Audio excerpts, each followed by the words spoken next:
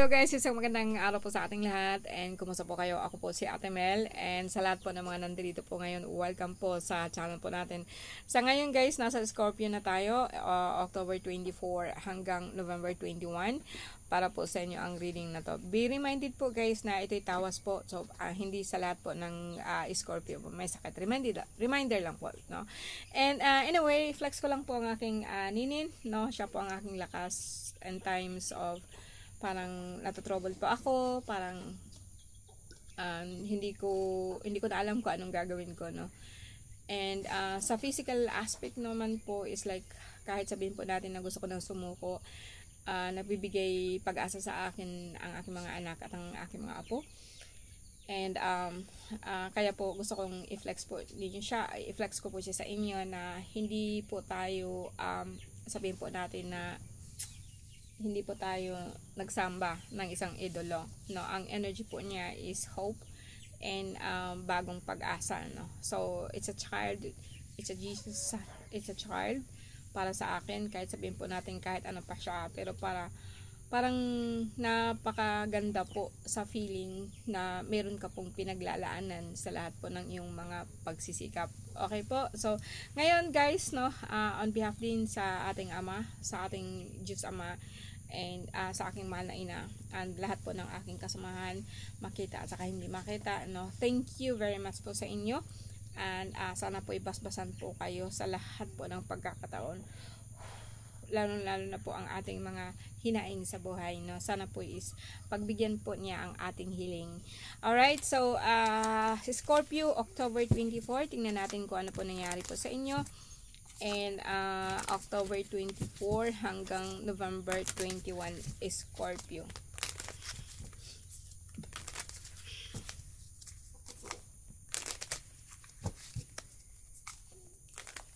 Scorpio. October 24 hanggang November 21.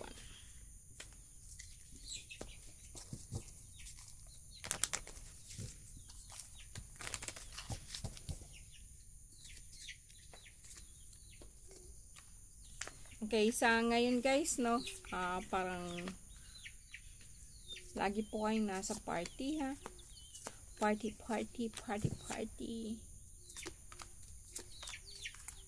Sa ngayon po guys, no, may nakita po akong problema po sa likod niyo, sa spinal column. Masakit po talaga to, no. And then maano po ang cholesterol ninyo in the past. And kuminsan po talaga pong sumasakit po ang dibdib or puso po ninyo. Okay, sumasakit ang inyong dibdib in the past.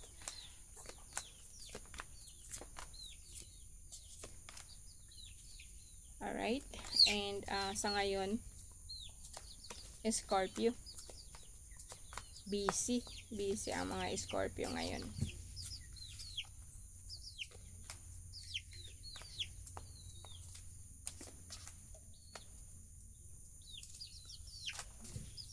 So, sa akin, right now, no, parang as I said, no, yung spinal column po ninyo sa likod ninyo ang masakit, para po talagang nag-aapoy po ito, no, parang nagbabaga po yung likod niyo. And parating po, sa sentro po ng card ninyo, hindi po ganun kagrabe po ang nararamdaman nyo. Parang yun lang po, as I said, yung spinal column po ninyo sa likod, masakit po siya talaga, as in. And but then kung titingnan ko in the past, no, may nangyari po sa inyo na parang nagkakaroon po kayo ng problema sa heart, cholesterol, and bloated po ang inyong tiyan. Nandito na rin po yung parang mayroon po kayong plema. Yung alam niyo yung dry phlegm po, pero wala po kayong ubo. And masakit po ang katawan ninyo sobra, no, lalong-lalo na po sa problema or awayan po ninyo sa lupa, no. And dito in the future, so kung ating titingnan, may nakita din po ako dito na mag-asawa po, no. And yeah, same kung ano po nararamdaman nyo ngayon, like sa spinal column, like in the future, ganun pa rin po, no? I think yung talaga pong spinal column nyo sa likod, nagkakaroon po kayo ng problema doon.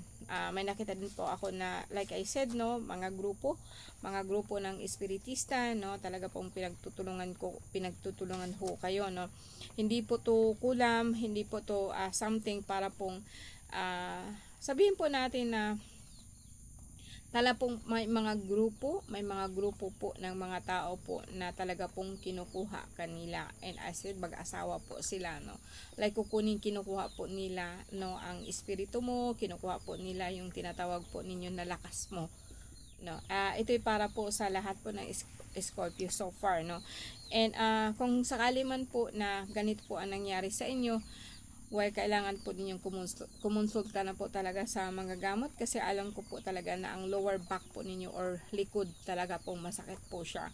May nakita din po akong manggagamot dito na kung saan babae lang po, no, babae o kapamilya po ninyo. Anyway, okay naman po, no.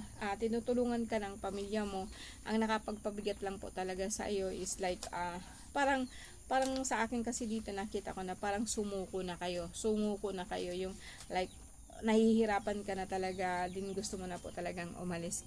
Parang napakabigat po ng card po ng Scorpio so far, pero hindi po lahat to, no. Well, hindi lahat ng Scorpio ganito po nararamdaman nyo, hindi po siya ang sa akin lang po is more on in the past, kasi yung iba naman financially parang nag-aalala kayo, nalulungkot kayo lagi, no, kasi nga po is kulang po kayo sa budget, no, parang nahihirapan po kayo financially, and eto po yung isa sa iniisip mo, kasi yung mga anak mo, parang yung mga anak mo, yung parang nag-aalala ka sa mga anak mo. And itong state na pang dalawa po is like, as I said, pamilya mo lang po to, na kung saan is nahihirapan ka po, no, nagtatampo ka or sobrang tampo po ng pamilya mo sa iyo. And pangalawa po, kaya po iyan po ang dahilan na parang support po ng family is kulang ka, and hindi mo nararamdaman yon na parang sinusuportahan ka ng pamilya mo. Pwede din po na ikaw to, no, na hindi ka po naaasa sa kanila. So sa lahat po ng Scorpio ngayon, eto nga kung titingnan ko ninyo is like, ang card ninyo hindi naman siya ganun ka-grabe, wala siyang mapupula, more on emotionally drained po ang Scorpio sa ngayon. Marami po ikaw kasing tinatakal, no, marami ka pong inaasikaso, nandyan na yung mga bata, nandyan na yung nag-aaral, may mga magulang ka pa na tinitingnan mo, may mga I said, no, pwede ho ninyong yung bigat kasi na nararamdaman ninyo is galing po sa kaluluwa, no, na kumbaga sa akin, grabe po ang tampo sa inyo. So grabe po ang ano ba yan, yung hinanakit, yes, hinanakit sa inyo. Ito po yung babae, grabe ang hinanakit niya sa iyo hanggang sa namatay po siya. Ito yung isang, sabihin na po natin na dala-dala po niya hanggang namatay po siya. Kaya po hanggang ngayon, talaga pong hirap po ikaw talaga, no? Emotionally, pero mayroon akong nakita din dito na despite sa nararamdaman mo, wala po ikaw nakikitang regrets. Wala po ikaw, kumaga sa akin, tanggap mo, no, na ganito po ang mangyari. And although sabihin po natin na ang dahilan po nito is lupa, no, more on self-inflicted, yes, pwedeng sabihin po natin na yung pamilya ang dahilan, pull in sa lahat ng Scorpio ngayon. So hindi ko babasahin itong card, no, kasi ang nararamdaman ko kasi sa inyo is pull, parang hinihila po kayo pabalik, and pinipilit mo po na makawala doon sa kung tinatawag na parang sumpa ng isang pamilya na nawala na. Namatay na po kasi to, pero namatay po siya, na grabe po ang hinanakit niya sa inyo. And nagbibigay ito sa inyo ever since po ng bigat po ng kalooban, bigat ng likod, no, hanggang sa talaga pong nawala siya, or sabihin po natin na lahat po tayo mawawala, no.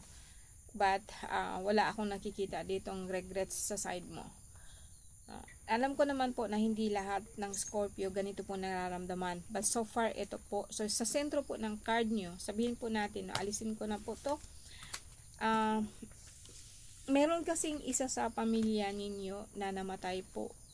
Member po ng family nyo. Hindi lahat ng Scorpio ganito. Kung may nararamdaman po kayo ngayon na parang naka ano po ang di po kayo nakakatayo dito, parang ang dami po ninyong mga sugat, parang nakatusok po kayo, and especially sa likod niyo, especially po doon sa backbone niyo, sa spinal column niyo. May nakita po ako diyan na palipad hangin po yan, or palipad o sumpa po ng isang taong namatay, na yung makakaramdam ka po talaga ng sobrang sakit. So, kung sakali po nangyari po to sa inyo, no, pwede po ninyong balikan po, please. Balikan po ninyo itong tao na to, tapos kahit papaano po, sindihan po niyo ng kandila para po makatawid po ito. O sabihin po natin na kayo din po is magkaroon po ng peace of mind.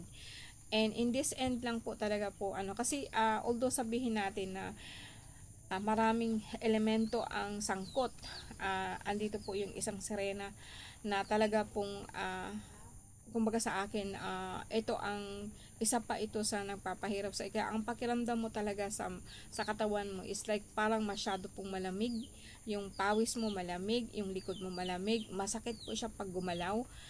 And ito naman po is ito po yung nakita ko, no, ritual po ang kailangan po ito. Hindi po ito sakit na something like kaya mong ipadoktor, no, hindi po talaga. No, so ang kumapit sa iyo sobrang ng hinanakit po ng isang kaluluwa. So kaya po masyado po mabigat ang pakiramdam niyo. But then again, as I said, ikaw po na as a person right now is like wala po ikaw nararamdaman na remorse, wala po ikaw nararamdaman na nagsisisi ka or something, or might say sabihin po natin na dinideny mo na kesyo wala ka pong ginagawa, no. Ito ang nakikita ko sa ngayon. So eto guys, no, maraming salamat po sa lahat.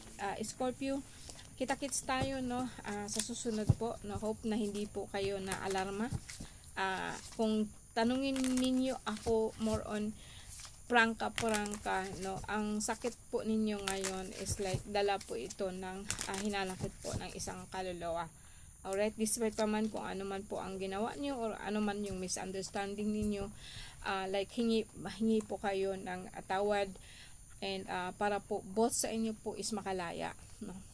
Ito po guys ang resulta po niya. So it's a good one, no. Parang sa akin parang may malaking puwersa behind sa nangyari sa iyo, and kailangan po natin ang bawat patawad po sa bawat isa. Alright Scorpio, no, thank you very much for watching. See you again next time. And I think mas gusto ko pong magbigay po sa inyo ng dasal kahit papano. And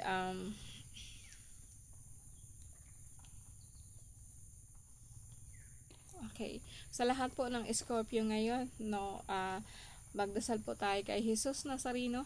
Okay, Jesus Nazareno, Redelius Justum Christum, Reprunos Sutros Trum Uminit Salvami, Salvami Salvi Igosum, in the name of the Father, the Son, and the Holy Spirit. Ako dom puhum igosum, ako dom puhum igosum, ako dom puhum igosum. Yes, Salvami, ayudan liberame. Okay guys, sa lahat po ng Scorpio, thank you very much for watching.